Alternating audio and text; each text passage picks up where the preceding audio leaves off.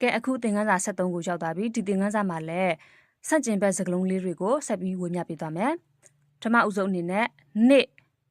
နေ့ကိုနီညကိုနာ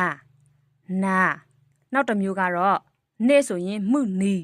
နီလို့ပြောလို့ရတယ်ပေါ့နော်ညဆိုရင်မှုနာလို့လည်းပြောလို့ရတယ်ပြည့်တယ်ခွေ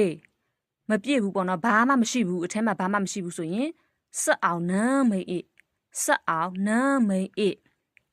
ရှည်တယ်ထောင်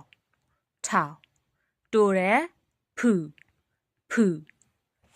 လေးတယ်呵ပေါ့တယ်ခွီတန့်ရှင်းတယ်စိန်ဖလီညစ်ပတ်တယ်တလူပွင့်နေတယ်ဝိုင်လန်တာပိတ်နေတယ်ဖုပိတ်တာဥပမာအားဖြင့်တကားကပွင့်နေတယ်ဆိုရင်တရန်ဝိုင်လန်တာကြတင်းပေါက်ကပိတ်နေတယ်ဆိုရင်တရန်လီဖုပိတ်တာ